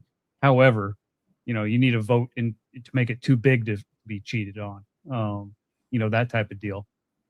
So you can't just not vote. You know, it's called a civic duty for a reason. You know, and you know, I'm a military guy. I get it. I'm a duty guy. You were a cop. You're all about duty. You go on duty. You go off duty. You get that's the term duty. You know, 10-100, and go take a duty. So to speak. No, my point is, you know, it's just, you know, again, going back to the, you know, get out there and vote, or you don't have a reason to bitch. You know, it comes down to is if you don't like the Democrats, you know, policies, or the Republicans' policies, it doesn't matter whose policies you don't like. Go and do something about it. You know, that is the only power you actually have. That's the only thing you truly own, you know, is your vote. I mean, think about it this way. Do you truly own your house? No, you don't. And because you're getting taxed on it. Yeah, let me put my face up here for a moment. There's a reason that you may think that you own a home, and that being a homeowner is the idyllic finality. This is what I want to have. I want to have a house and a picket fence, and I'm 76 and I'm pushing 80 and I own my house. I owned all my houses before. I own it here. Do I own my house? No, I don't. I still pay property taxes. You are renting your house. If you stayed there for any length of time, you are leasing your house. You may own the boards and the pictures and the doggies inside, but you do not own the property on which it sits. Exactly. And yea, veritably, let a couple of payments mystically, magically fly by, and you'll find who really owns your house. Excellent point, Lyle Armstrong. I mean, you can even take that further. It goes, do you even own your car? You don't. You know, in some states, there's excise taxes, like Massachusetts. Okay. Take that even further. You know, if you don't register your car, you can't drive it. Not off your property anyway. You know, it comes down to is you don't own a single thing other than your vote. That's your vote and your labor. That is the two things that you own. That's what you truly own. And to not exercise it, to not, you know, use it, is just, I mean, it's a waste of space. It's a waste of time. It's a waste of resources and a mismanagement of a good life. You know what I mean? Well, the other thing, Mission Ready Men, is this. I don't miss masshole excise taxes. My goodness, because Earl lived in with various other massholes, including the pack. John. That's John, just another you know, day. if you want to be a part of this, you know, you can be a part of SHR Media. That's You know, right. you come here, you talk the radios, you talk other podcasts, and then we'll you know, go wear our khakis. what we have our khakis or our car keys? Khakis, yeah. Khakis. Yeah. They're the ones that go in the pocket. You go in the pocket. You got your khakis. I know. I lose them all the time. It's like Wicked Dak in here too. It's like Wicked Dak. It looks wicked green. What do I know? I'm colorblind. But the point of it all is, yeah, and globalists have been telling you again to your face for quite some time, you will own nothing and be happy. That's the ultimate goal. The rich and the globalists will rule power. Like Sun Tzu says, and people still don't understand the concept. If you have never run or read Sun Tzu, read, for example, von Clausewitz on war, or read Sun Tzu on tactics, because war tactics can be applied to your life, children, which is some of the tactics that I've had to take a time or two. And Sun Tzu said something similar to, people will destroy everything around them in order to solely rule over the ashes. I'm paraphrasing, because I don't have Sun Tzu memorized. Certainly not. But you have to wonder, is this true? Can this be? The answer is yes. I'm going to do another show that I did about 3 years ago when I had 4 or 5 pastors on the show. And the question, one question that it took 3 hours to toss around between 5 pastors, is man fundamentally good? And I said, no. Man has to learn goodness, if it is learned at all. Religion will bring an aspect of it, but even then, I've seen religion, and you've seen, and everyone has seen religion corrupted in front of our faces. True. I'm not a big fan of people. I'm not a joiner. I'm not an organizer, but that's because I've had 41 years of having that beaten the snot out of myself. And I'm certain that you have not seen great things delivered by men. No, and you're absolutely right. I mean, if you think about it, think about those 2 kids on the playground, that have never like actually had a guiding hand in their life, teach them how to share, how to, just be a good kid. They're eventually going to grow up and, this is my sandwich. This is mine. I need this. It'll break down into the hierarchy of needs. If I'm hungry, I'm gonna get food. If I need shelter, I'm gonna take shelter. If I need clothing, I'm gonna take clothing. And it just boils down to is they're gonna take it however they can get it, because it's gonna be a selfish thing. Man is inherently selfish. That's where greed comes from. One of the 7 deadly sins. However, is greed always bad? Greed actually leads to innovation. So it comes down to is, where's the happy medium, I guess. I don't know. I kind of went off on a tangent there. Well, that's okay. Because listen, if people who have been watching the show for this amount of time haven't realized that I come from nothing but from the house of tangents, it's like tangents are us. I'll say tangents are us, and nobody will understand where that came from, because those stores they're all gone right now. Oh yeah, this is true. Mission Ready Men, Gordon Gekko said, greed is good. That from the 1980 Michael Douglas film, which I think Martin Sheen was in that as well. Here's another disturbing poll, which is most Democrats would vote for a socialist. New poll shows. Because why wouldn't you? Well, we're creating a society of people who want, I want, gimme, gimme, gimme. I think most Democrats would vote for a pile of bullshit as long as it had a D after its name. And that's why I say, folks, if you think that wherever you are, you might be in a red enclave, a little slice of heaven over here. And I knew this about Idaho, and I still moved anyway because of any number of other reasons. Mostly I wasn't in Califailure anymore. and I didn't have to pay nearly as many taxes. And just like as soon as I moved, this huge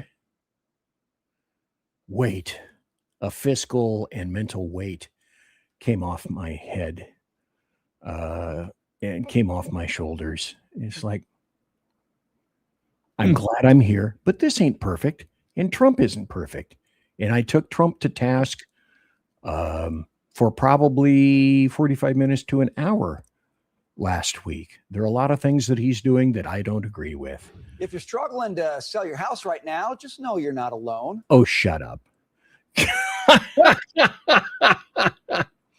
Well, let's put this up here just for a second, because this applies too. Biden-era illegal immigration drove up housing costs, Fed economists find. Well, yeah, and who closed the door, for example, on that? Donald John Trump. Somebody in here said, I hate him. He's a bad guy. And okay, well, apparently you should be the person that should host all the illegals in your home. And if you're not, then take a big mug, a big, hot, steaming mug. Let me see if I still have this. Take a big, steaming mug of fuck right off. Because hypocrisy is not what we do around here. I want to play this for just a moment. This is a section of Marco Rubio when he was talking to, I can't even think of the chick's name. And she was seriously unarmed as he spoke to her. Let's move on to immigration. If reelected, Donald Trump has said he's willing to build migrant detention camps and deploy the U.S. military to deport the more than 11 million undocumented immigrants in this Okay, like I say, this is before 47 occurred. All right, just keep that in mind, kids. country. It would be the largest deportation operation in American history. Do you support that plan? 11 million. That's an outdated. That was the number 10 years ago. We're talking upwards of 20, 25, maybe 30 million. Well, There's been almost 10 million people that have entered this country unlawfully in the last 3 years. To the question, would you So support it? the number varies big time. I mean, it's another 9 to 10 million people just in the last 3 years. The answer to your question is yes. That's all you need to know. It's simple. It's easy. And I'm with him. I believe it's absolutely true. Now, I go back. We're getting close to the end of the show, kids. And the point was, all across the United States, it's just a handful of people that are deciding everything. And you are allowing that to happen when you positively affirm not to go out and do your duty and vote. Because all these assholes are getting voted in on slim margins, and your vote does count. And I said that and illustrated that to you with this story, because more than at any other time, elections are being decided by the slimmest of numbers. And you can have an influence on those numbers. Okay, so this is what you're going to get. No, not what you're going to get. This is what you get right now. So I'm going to show you a video of some chick that was hired by Zoran Kami Muzzy Takia Loving Mamdani, the loving bastard from Uganda. And, you know, you don't have to be like, oh, I love cops for this thing, for this video to make you go, what the hell? You know, you need to be, oh, I love the thin blue line. You don't need like a badge and a gun to consider yourself conservative. Once you look at this, all you got to do is you just have to be a human being, folks. And this behavior is, you know, sometimes I am left without words. This is one of those times. You know, it's like it's terrible, it's abject, it's despicable. BZ, just shut up and put it on there. Okay. Officers! We need the badges of the pigs! We need the badges of the pigs! So to the Rahmans and the Mohammeds! To the Rahmans and the Mohammeds! To the Alis and the Abdullahs! To the Alis and the Abdullahs! To the See, she loves Mamdani, as you can see in the picture. I'm not making that up. Rafids! To the Rafids! To the Rafids! To the Rafids! To the pigs! To Who can call themselves by the name of Islam? Who can call themselves by the name of Islam? To the Muhammad! Put some respect on that name! Put some respect on that name! Put some respect on that name! Put some respect on that name! Put some respect on that name! Put some respect on that name! La ilaha illallah! La ilaha illallah! Shahid Habib Allah! La ilaha illallah! No, his feelings weren't hurt. If you saw the video up close, and I realize it's difficult to do that here, she was spitting on him as she was screaming literally in his face. Now, you know, God bless the First Amendment, because I'm going to tell you right now, name one other country where you would find a female Muslim screaming at the top of her lungs in the face of a police officer. Name one country. You would find one it in Europe. You would find it in the Europe. face of a police officer. Oh, especially the UK. Yeah, but do you honestly think the police officers would take it over there? I believe they would. I believe they would. Because they know that disagree on that one. But the consequences would not be good for them. I don't know. I think the UK's already lost in the no-go zones. I mean, it's kind of one of those things. I don't think the Muslim men would actually allow their women to lead the protests. Well, there's lots of Muslim men around there, and they let that occur. Well, that's also happening in New York, though. That's thank God for the First Amendment, you know. So I'm just saying, outside of the United States, I can't think of a country where a Muslim female can scream in the face of a police officer enough to the point where they have to move him back because she's spitting on him. It was literally being spit on. Yeah, without the cops first off coming down on them, you know, and breaking up that right there, you know, breaking that demonstration up right there for assault. But two, you know, just being able to scream in the face of a police officer in many countries is not legal. You know, they don't have protections, First Amendment protections. I mean, you say nasty things on Facebook in England, you're going to jail. You know, so it's kind of one of those. And as we have seen, you will be dragged kicking and screaming out of your car, out of your house, out of your job, out of your office. Mm-hmm. And that will happen. And then I find this interesting as well. This is a new trend. This is from, let's see. Oh, look, the Washington Post, where democracy dies in D.C. Where democracy is used as compost for mushrooms. Yes. Here's the headline. This is going to be the new trend. Mark BZ's words. As socialism rises in popularity, GOP turns to a new attack. Communists!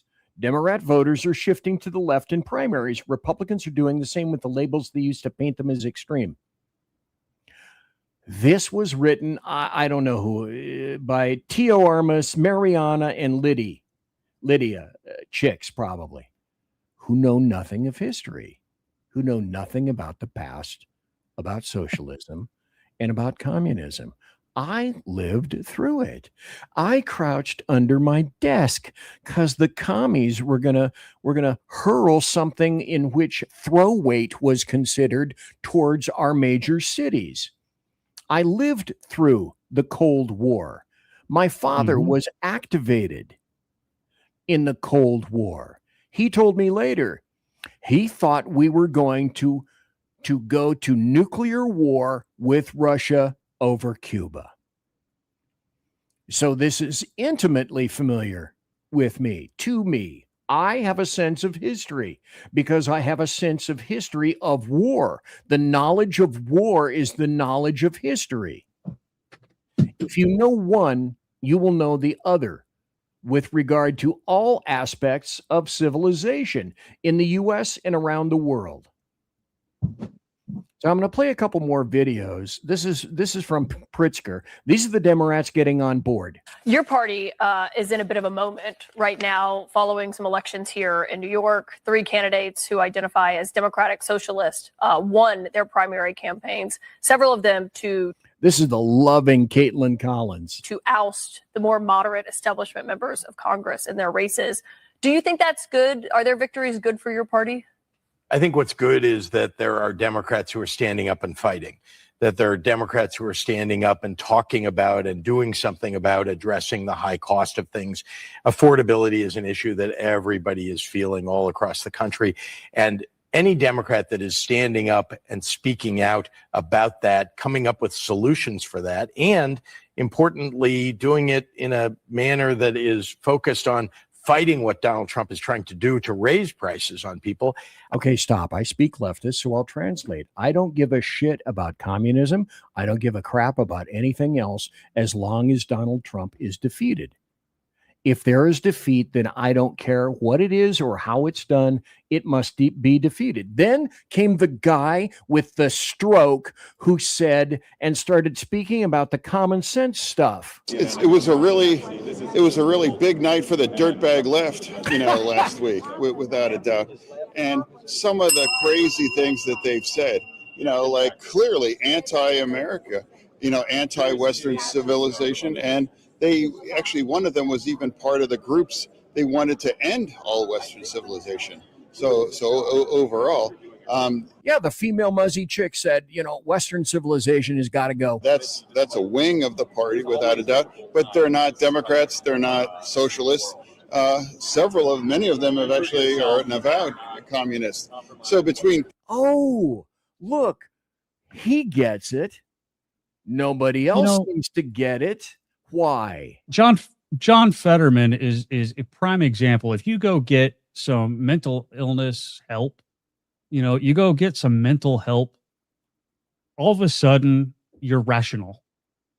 Because I don't always agree with him, but at least I can actually see his point.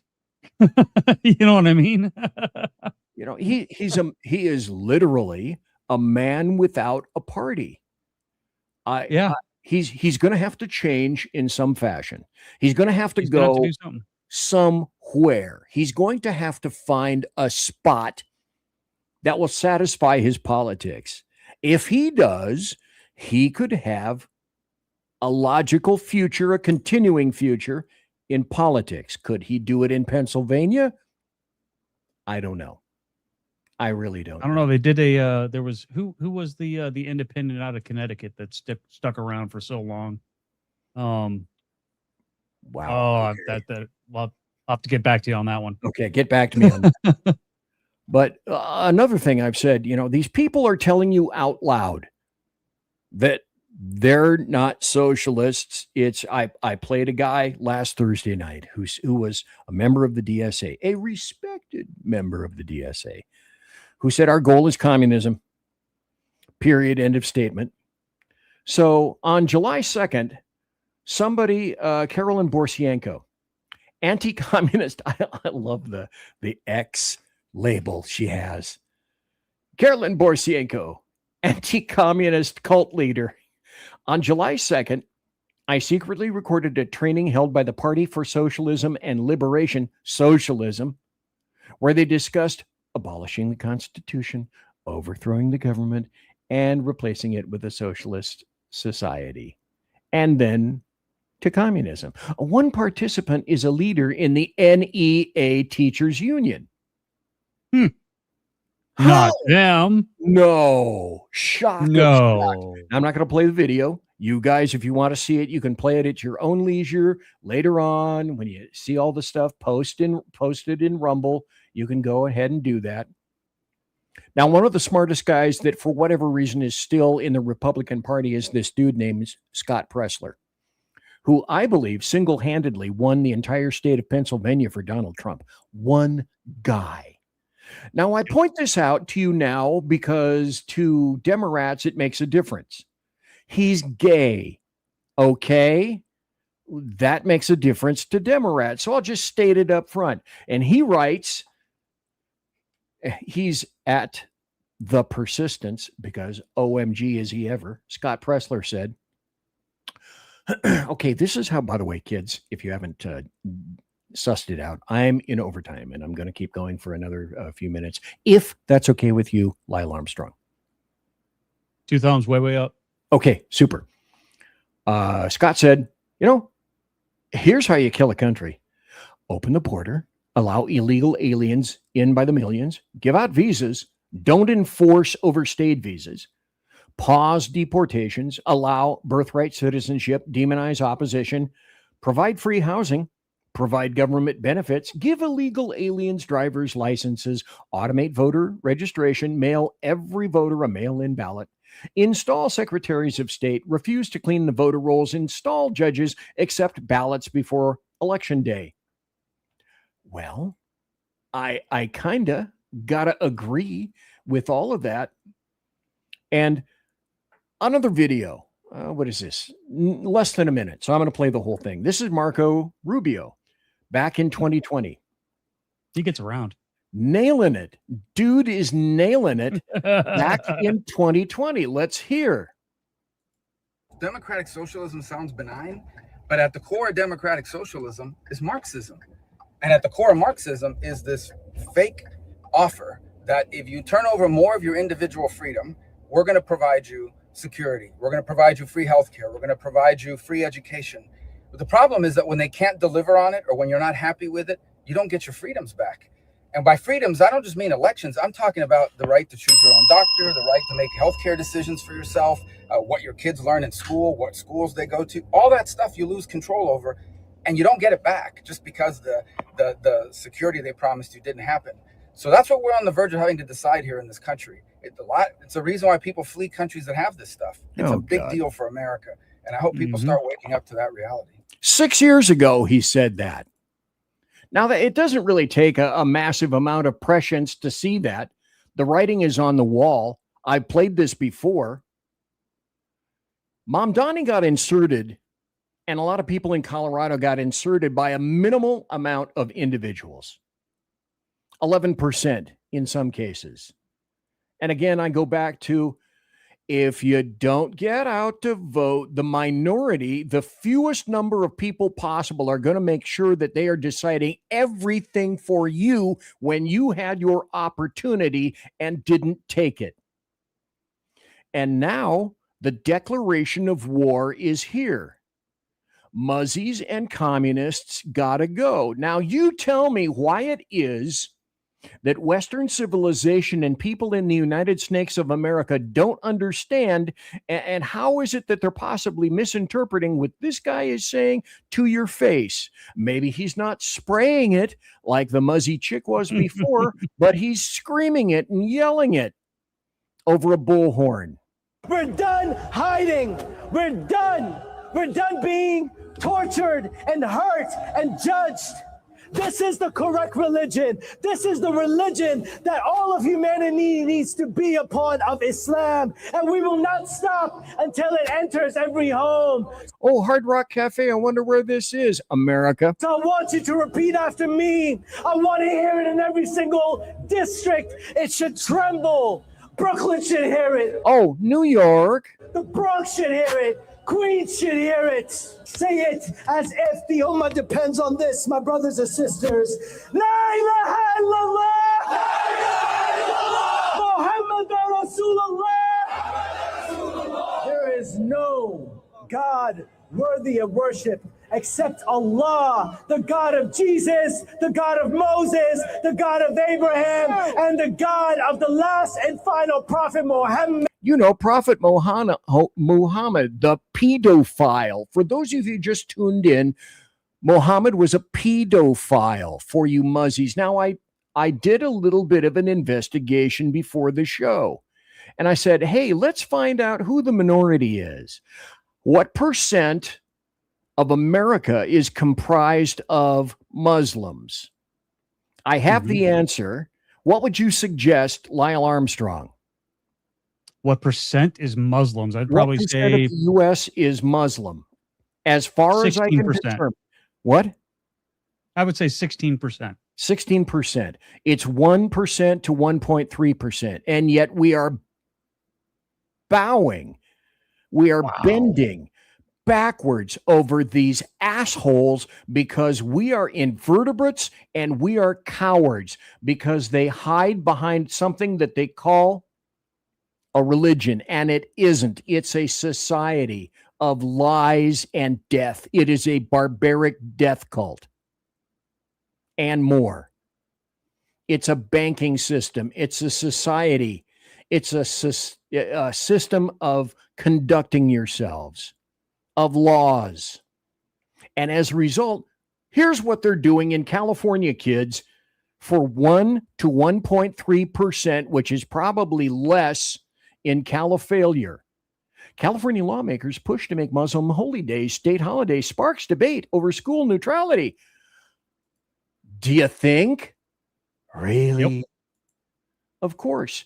And this, make no fucking mistake, people of the United States, this is the globalist goal. Now, it'll be interesting. You know, there was the song, humans will make great pets. We'll make great pets. We'll make great pets. We'll make great pets. Okay. What happens when, let's say, you get commies, you know, instead of cowboys and Indians? What happens if you get commies and muzzies? Who's going to win? And then do the globalists take over at the end? This is part and parcel of the white Western world in Europe, and this is what they want. And this is how they're using people against us. Let me see if I can make this bigger. Maybe I can't. I'll try that. Okay, there we go. Do you see this? BZ does not make any of this up. I don't have to. All I do is go to the internet and find all the articles. Now, and people have said in the past, hey, BZ, why don't we hear more of just you talking, a talking head, instead of so many of those videos and articles?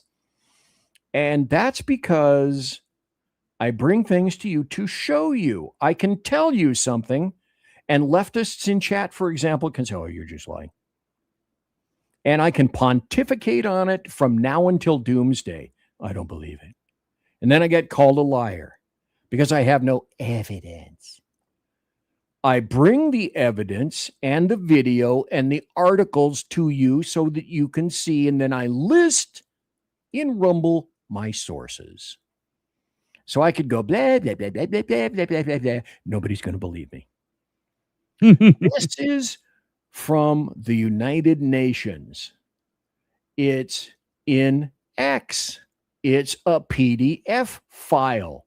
It's from the Population Division, Department of Economic and Social Affairs, United Nations Secretariat. Replacement migration. Not kidding, because I don't have to at all. Period. So, thanks for being here tonight, everyone. I have exceeded my allotted word count for the day, apparently, and I'm about, 5 minutes from going mute because I'm only given a certain number of words per day. And then when I get close, it's like, I nut up. Then I have to go to bed. Or I have to drink alcohol. Bathroom. I'm not sure which. Bathroom, potato juice, bed. Yes. Vegetables, the rest of the vegetables. What are you doing? You're not doing crap. So I don't have to make this up. In any event, Lyle Armstrong, perhaps not this week, perhaps next week, regale us with the tale of your podcast and when and where it can be heard and found. And then also the locale of where you will announce when your podcast returns. If you would, please, sir. All right. If you'd like a little bit of variety from a combat veteran's standpoint or viewpoint, make sure you tune into SHR Media on Friday and Saturday nights at 7 p.m. Eastern time. That's on the right coast. The right coast. Did you hear me there, BZ? The right coast. I did. It's the correct proper coast. The correct coast. I will be announcing it at LYLE_Armstrong on X when I would go live. Now, I apologize for my absence, but some medical issues have made life difficult, and hopefully, we're going to make that transition here pretty soon. So, sitting down for an hour is so fun. And for that, I have to say, I should have factored that. And from me to you, I apologize. Oh, no, you're good. You're good. I'm happy to be here. Okay. All right. So anyway, that is Lyle Armstrong, who has a tale to tell. And I'm glad that you have been here tonight. So Lyle, thank you for being here. I appreciate it. And this is right about the time that I'm going to say something really similar to this.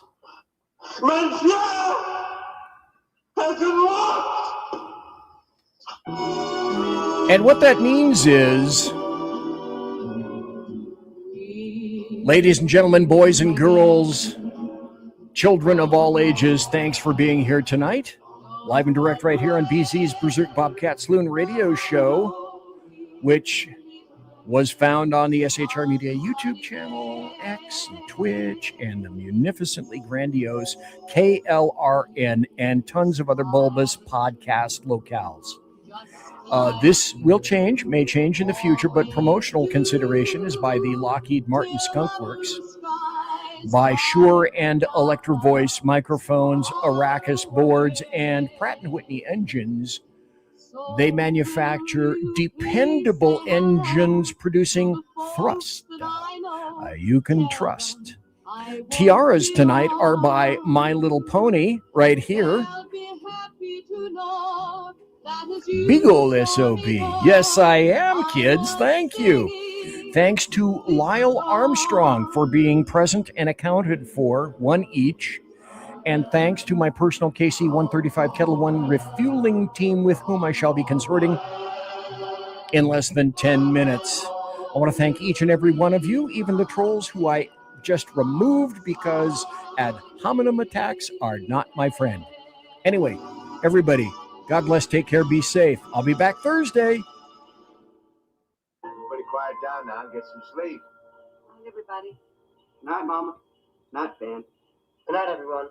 Good night, Mama. Good night, Daddy. Good night, children. Good night, Daddy. Good night, Elizabeth. Good night, John Boy. Good night, Jim Bob. Good night, Jim Bob. Good night, Jim Bob. What's going on? I was asleep. What's everybody doing? Good night, Good night, Jim Bob.